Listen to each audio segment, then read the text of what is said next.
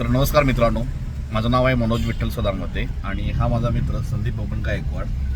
मी सध्या ह्याच्या गावी आलेलो आहे कराडमध्ये.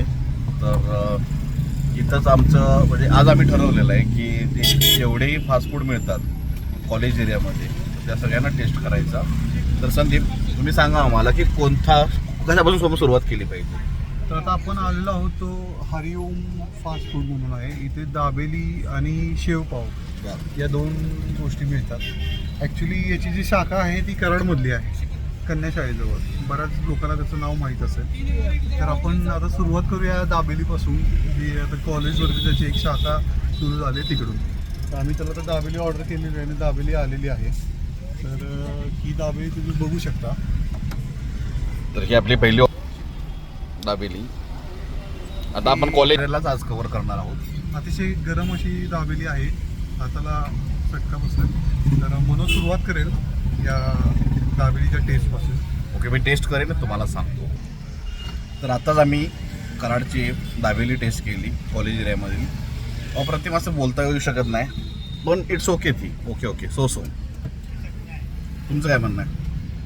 हां, तशी छानच होती. म्हणजे नॉर्मली बाकीच्या दाबेली जर तुम्ही ट्राय केला तर त्यापैकी ही वन ऑफ द बेस्ट आहे असं म्हणण्यासारखं नाही. कारण मी बाहेर पण दाबेली खाल्लेल्या होत्या पुण्यात, मुंबईत वगैरे.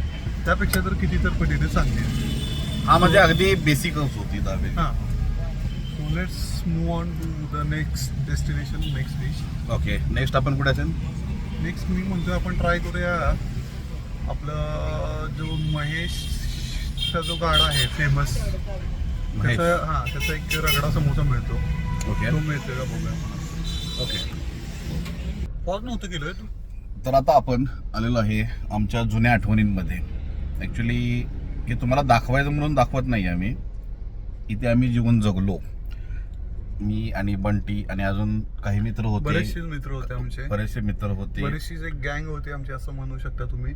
आणि वेगवेगळ्या कॉलेजचे होतो तरी सुद्धा आम्ही एकत्र होतो. म्हणजे अगदी कधी होतो. जे शासकीय तंत्रनिकेतन कराड नावाचं कॉलेज आहे, त्याला आपण गव्हर्नमेंट पॉलिटेक्निक म्हणतो. त्या कॉलेजला होतो जे 12वी सायन्स म्हणतो आपण, YC college of Karad, Yashwantrao Chavan. आणि आम्ही सगळेजण जे बसायचो ते याच भागात होतो. इथं जे गाडे वगैरे आहेत, आता पुढे तुम्हाला गाडा दिसतो, चहाचा गाडा होता. ही एक टपरी होती. तो एक जो मुलगा बसलाय तसंच आम्ही बसलेलो असायचो दिवसभर. ती चहाची टपरी होती. तर येते आम्ही येते आणि सगळेजण आयुष्याचा भार घेऊन तिथं येऊन सगळा भार म्हणजे तुला काय वाटतंय की आपला जो काळ होता आणि आत्ताचा काळ याच्यामध्ये काय फरक जाणवतोय का ह्याच भागामध्ये? कारण वातावरण तर तेच आहे. नाही, भाग तोच आहे. भाग थोडा सुधारला असं म्हणू शकता. रस्ते चांगले झालेत, लाईट्स वगैरे अजून या रोडला आल्या नाहीयेत, पण बऱ्यापैकी सगळं व्यवस्थित झालंय. फक्त बदल असा घडला की आजकालची जी मुलं आहेत, कॉलेजची असू दे, स्कूलची असू दे, ती मुलं जास्त करून फोन, गेमिंग, बाकीच्या सगळ्या गोष्टी जसं म्हणजे मल्टीमीडियाच्या दुनियामध्ये आणि आपल्या काळामध्ये ते फार कमी होतं. ह्युमन टच त्याच्यामधून निघून गेलेला आहे. म्हणजे मोस्टली आता लोक कसं फोन आणि त्यांच्या ज्या ह्याच्यामुळं एकत्र भेटणं, एकत्र आपण कसं की मोस्ट ऑफ द टाइम मित्रांच्या, बरोबर, आपल्याला दुसरं काही म्हणजे आपल्यासाठी एकमेव जे लाईफचं एक साधन म्हणतो आपण, आनंदाचं म्हणा किंवा ते आपलं मित्रांसोबतच होतं, त्यांच्यासोबत वेळ घालवणं. आता हे सगळं कमी होत राहिलंय. माणूस खूप एकलकोंडा झालाय, त्यांच्या दुनियेत हरवलाय. आणि ते खरोखर घातक आहे. का तर जो म्हणजे माणूस कितीही प्रगत होते विचाराने, बुद्धीने, पण माणसाची जी एक ह्युमॅनिटी असते, माणुसकी जी म्हणतो, ती कायम राहणं गरजेचं आहे. आणि ती फक्त आणि फक्त लोकांशी मिळून मिसळून बोलून त्यांची सुखदुःख जाणून घेतली तरच ती. म्हणजे पूर्वी आपल्याला भरपूर वेळ मिळायचा, अगदी कॉलेज जीवनामध्ये सुद्धा. एक्झाम असू दे, काही असू दे, आपण खेळण्यासाठी म्हणा, भेटण्यासाठी म्हणा, म्हणजे असा अगदी जीव असा हे व्हायचा की भेटण्यासाठी. तशी परिस्थिती आता राहिली का आता आजकालच्या पिढीमध्ये? आता तुम्ही एक गोष्ट नोटीस कराल, जेव्हा आपल्या घरात खूप महत्वाचे कार्यक्रम जरी असले तरी सुद्धा आपण त्यातून वेळ काढून एक तरी वेळ येऊन जायचोच. की अरे आलोय, बसलोय, थांब मी 5 मिनिटात आलो, 10 मिनिटात आलो, भेटून लगेच आपण जायचो. तो होता, ते एक ओढ होती, एक कनेक्शन होतं. तशा पद्धतीचं कनेक्शन नाही राहिलेलं. माणूस मोर ऑफ मेकॅनिझमकडे जायला लागला. आणि आपण लकी आहोत की आपली पिढी त्यापैकी एक नाही आहे. आपण आपल्या मुलांना पण तेच सांगू की म्हणजे आपण जगलो.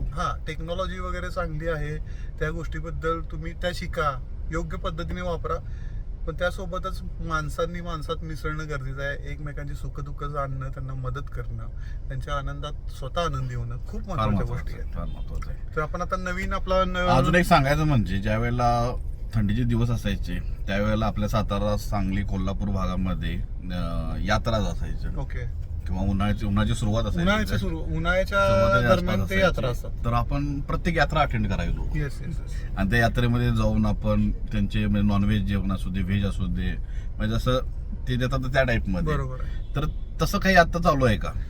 यात्रा वगैरे चालू आहेत, गावगावच्या यात्रा चालू आहेत. यात्रेला आवर्जून लोक मुंबई असू दे, पुणे असू दे येतात. कराड तालुक्यामध्ये साधारणतः 60+ गाव आहेत. प्रत्येक गाव यात्रेला फुललं असतं. पण तेच सांगतं की ही जी परंपरा आहे ती जुन्या लोकांनी ठेवलेली आहे, शाबूत ठेवलेली आहे. आज जी लोक आपल्या फॅमिलीला घेऊन येत आहेत गावावरून, ती म्हणजे ती मुलं आहेत जी आपल्या बरोबर होती ती, बरोबर ना, जी अंदाजे जे 90च्या आता मोठे काळात झाले, गेलेली. जे आता आई वडील झाले, ते कधी एकदा कराडला येऊ, कधी एकदा गावाला येऊ, कधी एकदा फॉर एक्झाम्पल काही गावांची नावं घेतो आपण. जसं आमचं काले झालं, काल्याची यात्रा ऑगस्टच्या दरम्यान असते सोडा. हजारमाची झालं, त्यानंतर आपलं बरेचशीच गावं, वनवासमाची झालं, खूप सारे छोट्या छोट्या गावांमध्ये असते पाटण भागातलं. तर सनबूर, तळमावले वगैरे तिकडे लोक कधी एकदा आम्ही घरी येतो असं त्यांना होतं, आणि कधी एकदा आम्ही आमच्या लोकांच्यात मिसळतो. त्यांना त्याच्या मागं काही खूप मोठा काही फायदा होतो किंवा काय होतं असं. सो ह्या सगळ्या गोष्टी जपणं, आणि ती आपली पिढी जपतीये. ती म्हणजे ती जी मुलं आहेत जी आता कामाला लागलेत, ती मुलं आज परत फिरतात. तसंच त्यांच्या नवी पिढी येईल की नाही याबद्दल जरा मला साशंकता आहे. मला एक फोन येतो. हॅलो. अजून एक सांगायचं होतं, विचारायचं होतं ऍक्च्युली. तर कराड हा निसर्गाने नटलेला भाग आहे. त्यामध्ये सदाशिवगड, आगावशिवगड हे दोन्ही पण आहे. तर त्यांचं काय वैशिष्ट्य आहे? सदाशिवगडाबद्दल मला बऱ्यापैकी माहिती आहे. सदाशिवगड महाराजांच्या कालीन आहे, आणि सदाशिवगड एक टेहळणी टाईपचा गड होता, म्हणजे जिथून तुम्ही चौफेर नजर ठेवू शकता. साधारणतः 1000 पर्यंत त्याला पायऱ्या आहेत. आणि म्हणजे मीडियम चढण म्हणतो ना आपण, मीडियम चढाई टाईप मधला तो दुर्ग आहे. महाराजांचे चरण स्पर्श तिथे झालेत असं म्हणतात. आगाशिव जो डोंगर आहे तो सदाशिवगडापेक्षा थोडासा उंच आहे, मोठा आहे, आणि तिथं बुद्धकालीन लेणी आहेत. पांडवांचा वास त्या भागात होता असं म्हणलं जातं. मी त्या लेण्यांमध्ये गेलेलो पण आहे, बऱ्याच वर्षापूर्वी गेलोय. तर आणि त्या भागात एक थोडीशी भीती अशी आहे की तिथं बिबट्याचा वावर असतो. अच्छा. त्यामुळे थोडंसं तिकडे जाणं जरा, पण सदाशिवगड खूपच ऍक्सेसिबल आहे, आपल्या घरापासून जवळ आहे, बनवडीपासून. आम्ही मोस्टली आठवड्यातल्या रोजच जातो व्यायाम म्हणून. तर सदाशिवगड झाला, आगाशिवगड झाला, त्यानंतर कराडच्या आजूबाजूच्या परिसरात जास्तीत जास्त 30 ते 35 किलोमीटरच्या रेडियस मध्ये इतकी सुंदर ठिकाण आहेत. एक अजून एक विचारायचं राहिलं, ते नकट्या रावळ्याची विहीर म्हणून एक आहे ऑप्शन.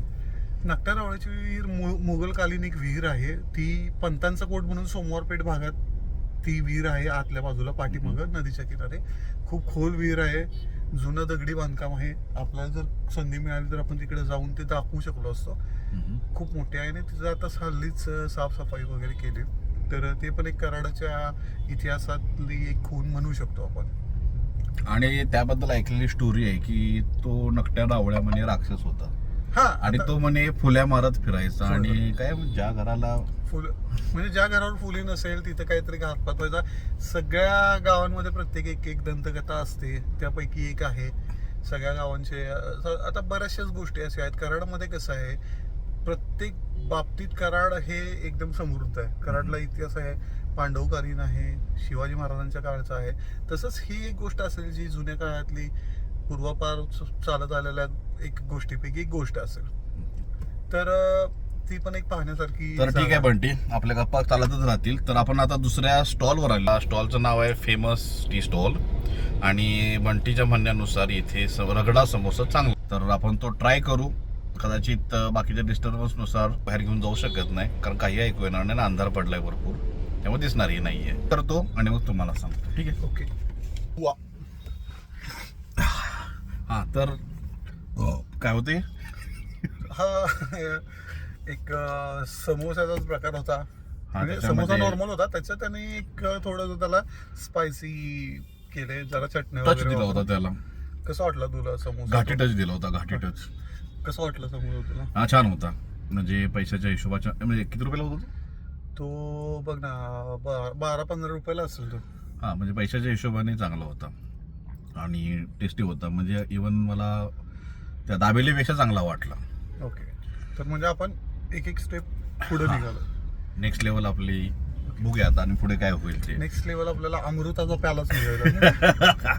हो, चालतंय. चालतं त्याला काय? त्याला काय? आपण ठीक आहे. त्यासाठी तर- आपल्या बरोबर अजून एक माझे जुने मित्र जॉईन होतील, पण ते आता सध्या ऑफिसमध्ये, ती ऑफिसमधून होतील घरी का जातील. नाही? तर लवकरच ते जॉईन होतील. तर त्यावेळेला आपण बोलू, कारण ते सुद्धा त्यांना सुद्धा फार नॉलेज आहे. फार knowledge, अगदी प्रत्येक क्षेत्रातलं इतकं नॉलेज आहे त्यांना, इतकं नॉलेज आहे ना की इतकं एवढं म्हणजे ते एक तुम्हाला त्यांना उदाहरण सांगतो. टार्झन मूवी मधल्या हिरोचं नाव माहित होतं. टार्झन जुना हिंदी. जुना मूवी, जुना आणि हिंदी movie. जुना टार्झन मूवी, त्याचं नाव माहित आहे त्यांना तो कवट्या मांकाळचं नाव माहित आहे. हो. आणि त्यांना बॉलिवूड मधली अगदी अंडर रेटेड कुठलीही हिरो असू दे, हिरोईन असू दे, तिची मावशी काय करते ते सांगू शकतात. ओके, आणि कोणाचं अफेअर कोणाबरोबर होतं, किती दिवस कुठं होते, किती तेही माहिती तुम्हाला ती देखील. तर लवकरच भेटूया त्यांना आपण. तर लवकरच आपण भेटूया.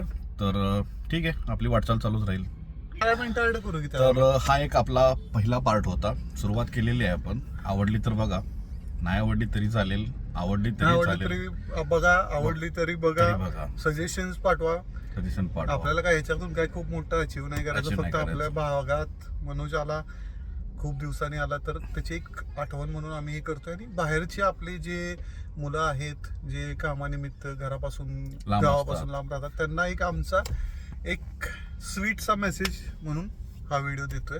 हा, कधी एकमेकाची भांडू नका, जवळीक ठेवा. आता जुने- साने गुरुजी व्हायला जुने- लागलाय.